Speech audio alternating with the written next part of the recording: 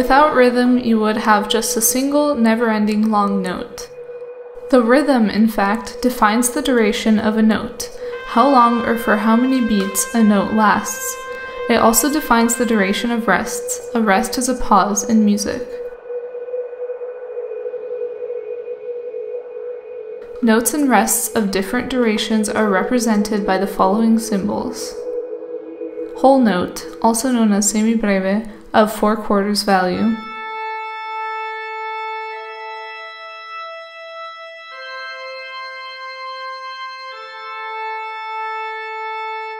Whole note rest.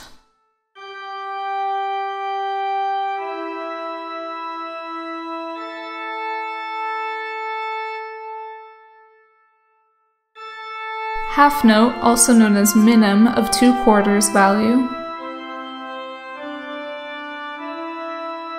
Half note rest. Quarter note, also known as crotchet, of 1/4 value. Quarter note rest. Eighth note, also known as quaver, of 1/8 value. Eighth note rest. 16th note, also known as semiquaver, of 1/16 value. 16th note rest. 32nd note, also known as demi-semiquaver, of 1/32 value. 32nd note rest.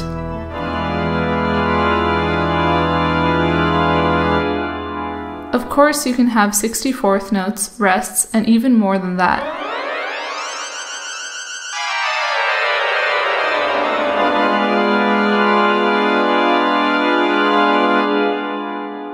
But in most music, you usually don't see over the 32nd note. Here's another rule, the dot. If you add a dot to a note, its duration is increased by 1/2. Here's a 3/4 dotted minim. And here's a dotted crotchet.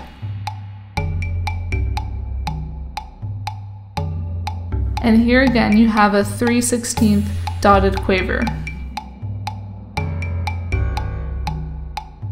You can also tie notes together to increase their duration. Notes of 1/8 duration or lower are often grouped together with beams. A beam is a thick line that connects 2 or more notes to ease readability. The use of beams is called beaming.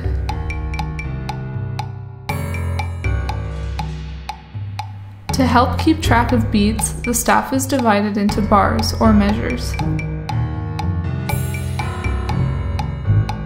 A time signature or a meter placed on the staff, usually at the beginning of the piece, right after the clef, indicates how many beats you can expect to find in each bar. The top number of the time signature can indicate either the number of beats in each bar for simple time signatures, or the number of subdivisions in each bar for compound time signatures.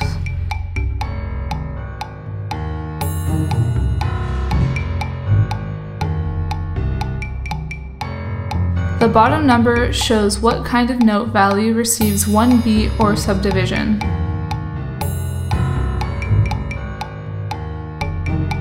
In this example, a time signature of 4/4 means that there are 4 beats in each bar and that each beat is worth 1/4 or 1 crotchet note. Of course, there are several different time signatures in music. Here are a few examples.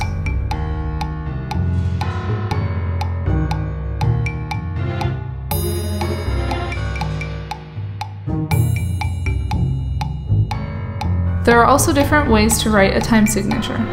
For example, these signatures are equivalent.